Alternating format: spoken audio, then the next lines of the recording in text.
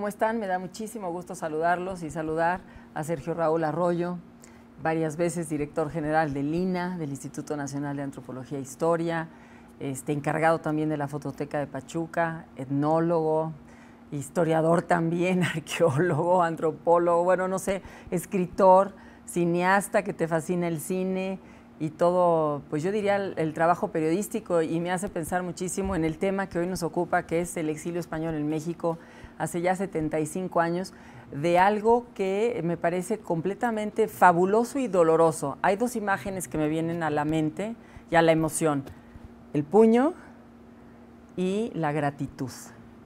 ¿Qué podrías decir de este trabajo curatorial que hiciste con Dolores Plá, que primero se presentó en Madrid, que ahora se presenta en el Museo de la Ciudad de México, y que verdaderamente retrasa todo este camino andado de una generación que ya es el rostro de México? Bueno, yo te diría que una de las cosas que tenemos que cuidar quienes hacemos exposiciones, en primer lugar, es buscar salir de los clichés, de los arquetipos, y tratar de darle una dimensión humana a los fenómenos históricos.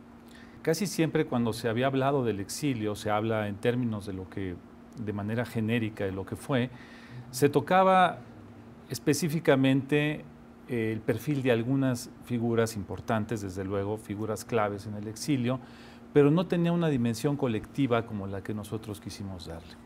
Hay efectivamente en la exposición un elemento que a mí me parece definitivo, que es el momento de la República en España, pero también el momento político que vive México. Claro. México vive un momento político muy importante. La apertura que México tiene hacia el exilio español tiene que ver con una perspectiva social. Es parte de un horizonte que el propio gobierno mexicano, el gobierno del presidente Cárdenas, había abierto.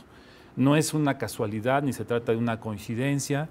Hay una profunda empatía entre los procesos sociales que se dan en la República Española y lo que está viviendo México en ese momento. Yo creo que hay un punto de encuentro que es, digamos, muy amplio, un punto de encuentro que tiene que ver con lo intelectual, pero que tiene también que ver con los modos de hacer el país, Claro, de alguna manera, con una visión más general y más específica, desde el ámbito rural, el ámbito industrial, el ámbito empresarial, el ámbito comercial, el ámbito científico. Sí. Hay una extensa línea que la República Española de alguna manera va trazando en México. Oye, pero esta exposición es conmovedora porque tienes documentos, fotografías, hay imágenes de grabaciones de la época, o sea, es una exposición periodística. Yo con esos ojos también la vi y efectivamente te hace cambiar la comprensión, porque te das cuenta que México tiene una visión distinta y que es como como una hermandad muy fuerte. Y además es muy triste. Los niños de Morelia,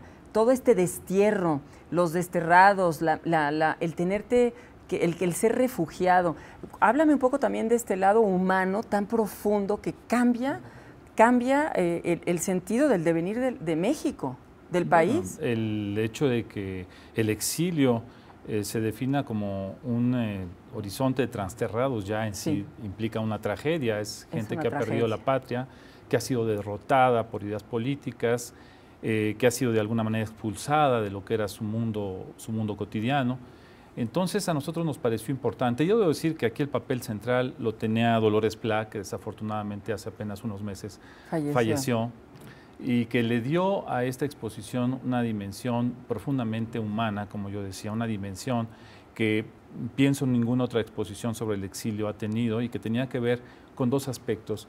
Uno que es netamente histórico, yo diría hasta tiene un elemento frío, está lleno de estadísticas también, sabemos cuántos eran, sabemos cuáles eran campesinos, sabemos cuáles eran profesionistas, cuáles eran obreros especializados, dónde vivían, dónde estaban. Hay una parte que es así, pero en la medida justamente que los datos van tocando tierra, es que nos damos cuenta que hay una naturaleza humana que se está moviendo y que genera un cambio en lo que es el país. De alguna manera la exposición está centrada en la Ciudad de México, pero a mí me parece que hay una fuerza, una correlación que es muy importante, que es de qué manera los exiliados cambian la Ciudad de México y de qué manera la Ciudad de México cambia a los exiliados. Cambia a ellos, claro, claro. Es un país que no vuelve a ser el mismo después del exilio, y hay un legado que de alguna manera toca todos los terrenos, no queda prácticamente nada intocado después de la presencia de los exiliados. Sí, es una riqueza que ellos aportan al país.